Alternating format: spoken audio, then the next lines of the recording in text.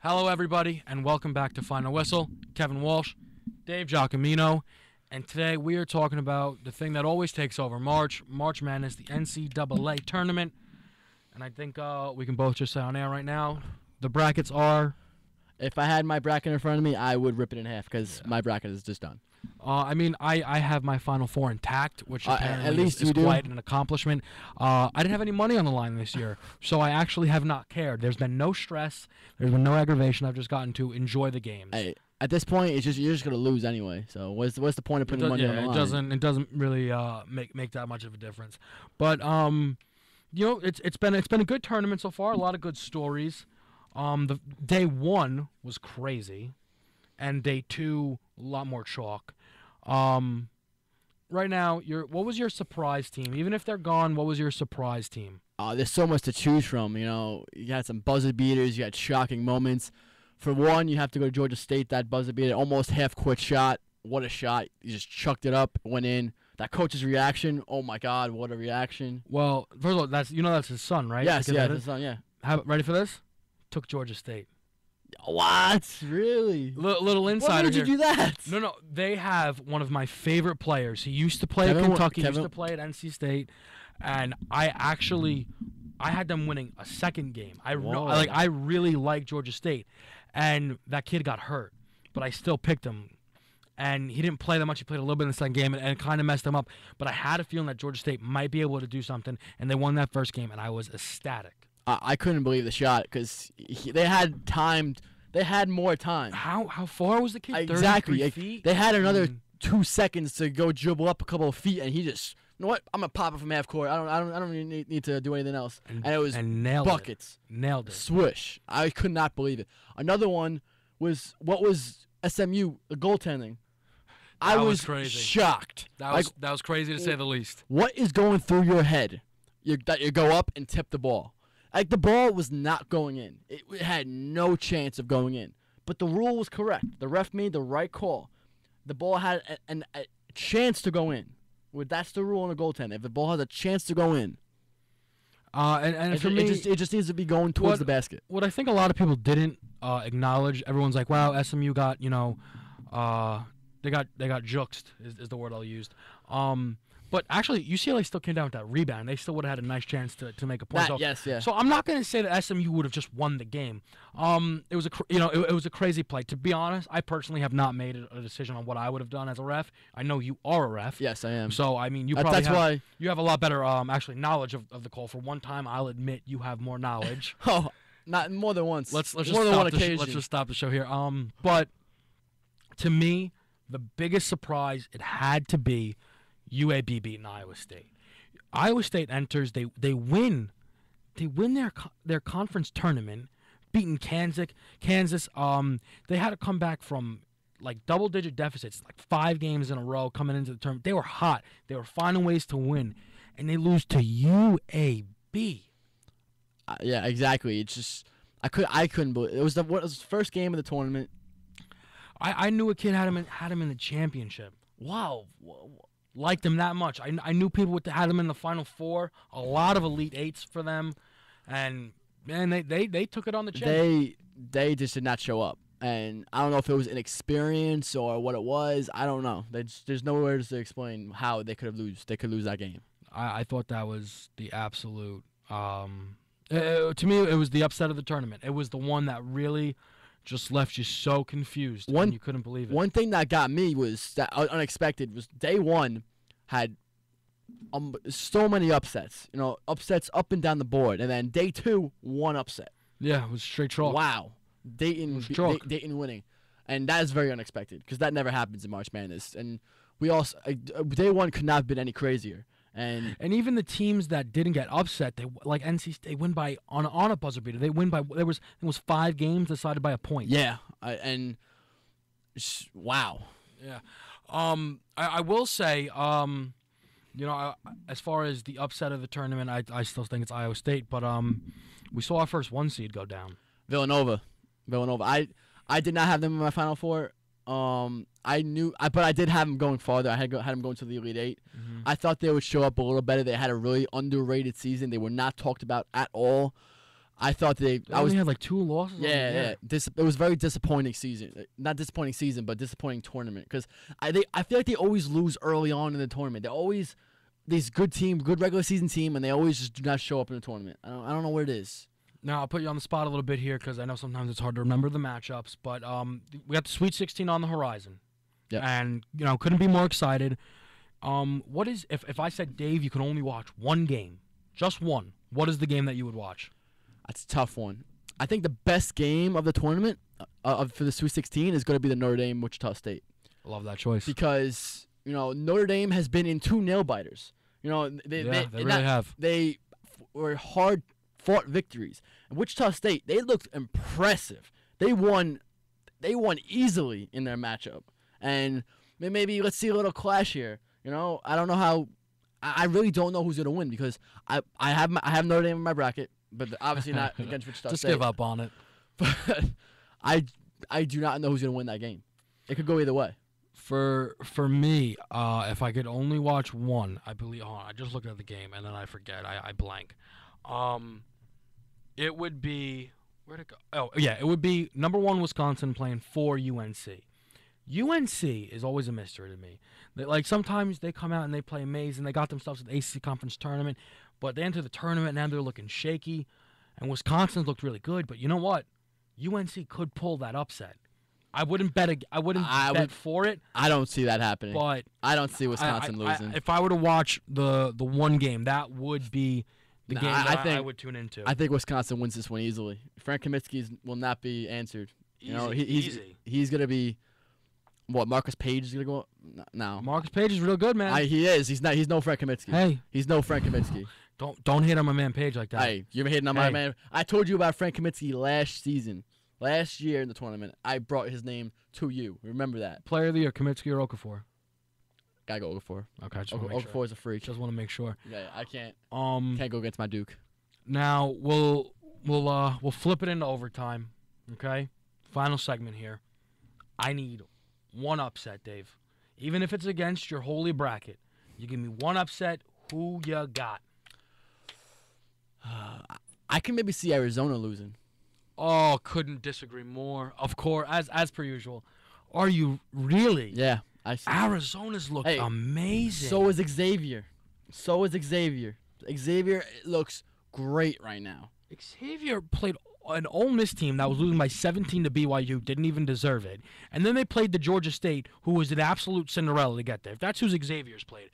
You got Arizona State. Now, obviously, the first game, they played a very bad team, but they demolished them. They won by, 20+. And then they go out and they spank Ohio State. And I don't care if Ohio State was a 10. D'Angelo Russell's a top 5 pick, and that's Ohio State Buckeyes. These are 2 teams that have played high seeds. And who's going to show up is my question. I know both teams are playing very, very impressive ball. Well, I can see the matchup happening. I could see Xavier winning. I actually love Arizona. I love Arizona in that game. You love Arizona? For me, the upset to watch is the team that has the most impressive victory, and that's NC State. NC State, by the skin of their teeth, got in on a. If I'm not mistaken, it was on a very close game in those opening rounds. Yeah. Yeah, right against LSU. And they go and they beat the team. It was a very good comeback, by the way. And they go and they were down all game. And they go and beat Villanova. And I know that a lot of people felt like Villanova wasn't the best 1 seed because they played in the Big East. They don't get the recognition that they deserved. But let me tell you something. Villanova won by 40 day 1. Yeah. Villanova was hot. Villanova was playing awesome, and NC State shut them down. And they're playing a Louisville team that did not have a very good regular season. Let me ask you this. How far do you think NC State is capable of going? Well, if I'm not mistaken, that they come away with this victory, if they do, against Louisville, and that would now set them up to play either Michigan State or Oklahoma. Now, I love Michigan State.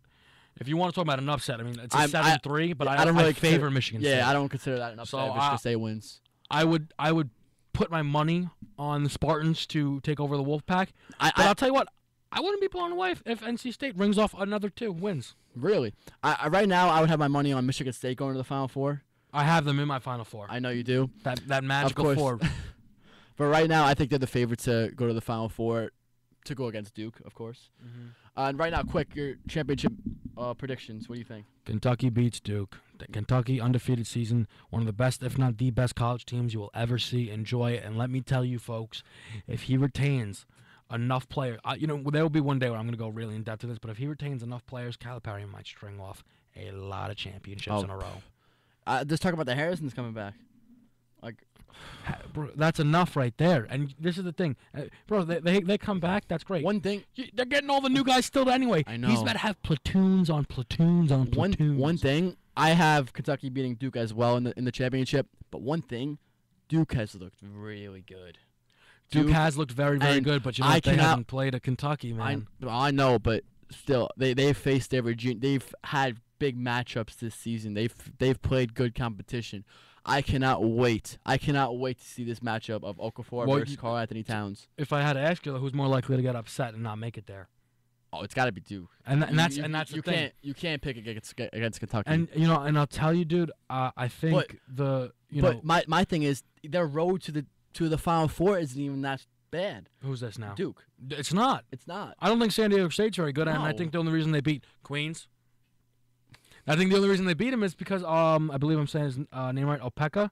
Obekma. I'm gonna have to get Randazzo on the call. Yes. Shout out to Johnny Daz.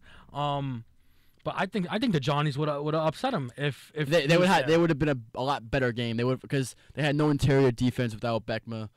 But San Diego State wasn't hitting any shots against Duke. But that's the thing. They had Okafor's presence inside. They weren't able to drive the ball as well. And I don't think Gonzaga is any sort of competition to Duke. I wouldn't say that just yet, man. No. Kyle Wilcher, ex-Wildcat.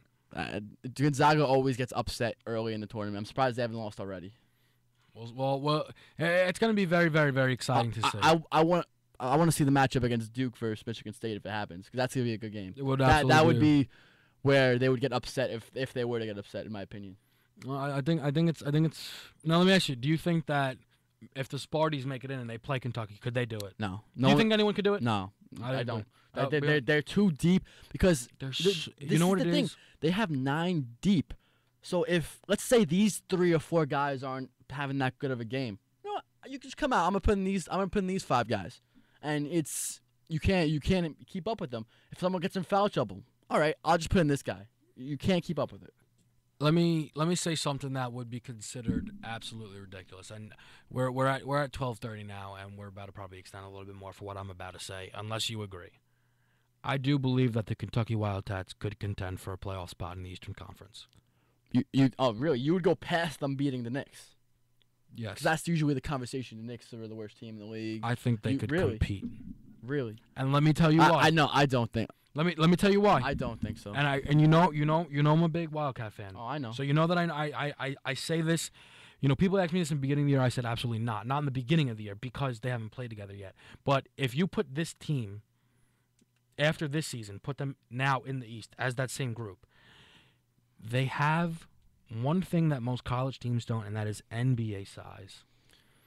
Cauley Stein, 7 foot tall. Dakari Johnson, 7 foot tall. Towns is about 6'11" himself. They start the Harrison twins at the 1 and the 2, and they're both 6'5". Poythress is an NBA body. He's unfortunately injured. Tyler Eulis is your spark plug off the bench. Devin Booker's a knockdown shooter. Trey Lyles, honestly, would be a top 3 pick if he wasn't playing on the Wildcats. I think they would beat the bottom half of the teams. I don't think they would contend with any of the top playoff teams now, or the mid-level playoff teams even. I don't think they would be able to contend with them. You don't think they could take on maybe the Indiana Pacers, considering no Paul George, the Indiana Pacers, a team that best player has probably been Rodney Stuckey? Yeah, they probably beat them. I understand there's such a difference. I don't want people to think that I don't, because I really do. There's a huge difference between the grown man basketball of the NBA and the kids down at the collegiate level. And but there are so NBA bodies on this team. Yeah, but they rely so much on the fast break, and you just can't do that in the NBA. You can't do that. But they have players that can play well. Karl Towns, let me tell you, if everyone talks about Mr. Okafor, and rightfully so, Karl Towns could compete for being the number 1 pick over him. Karl Towns could be better than him. I think the Knicks were very concerned about having they need the number 1 pick. Now I think they don't mind getting the number one or 2.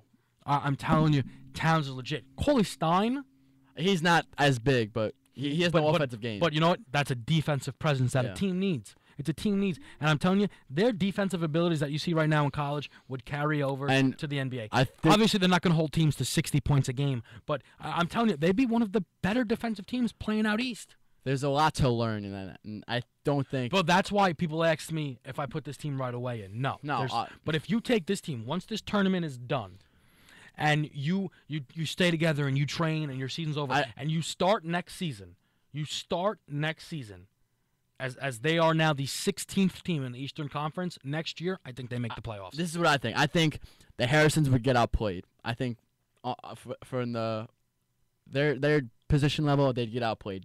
The backcourt, the front court, they're very big. I don't think they'd get outplayed. But let me ask you something about the Harrison twins. They're 6'5" guards. They're skill. 6'5" guards. It's skill. Don't you think that they could do enough, dude? They were top 5 recruits for a reason. Don't be confused. But right now they're a second-round pick.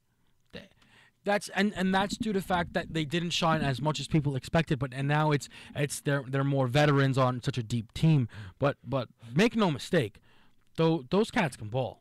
Oh, cats can ball. They can ball, but they're not NBA top ready level. You know, they're not ready to play better than NBA caliber players. They're not.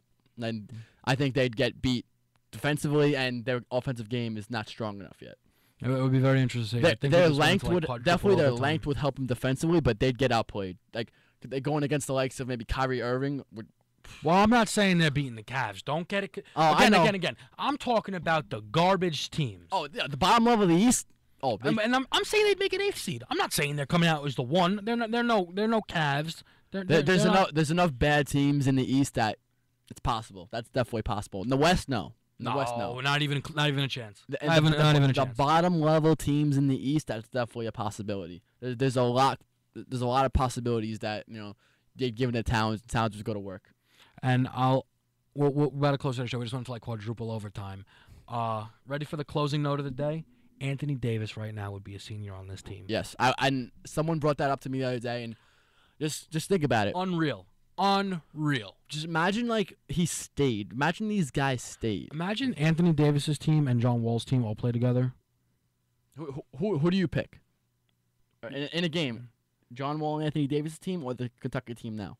Who do you have in a game? John Wall and Anthony Davis were separate teams. So those are 3 separate teams. John Wall was there with Cousins. I mean Anthony 2012 team. Davis's team and this. Well, this is the thing.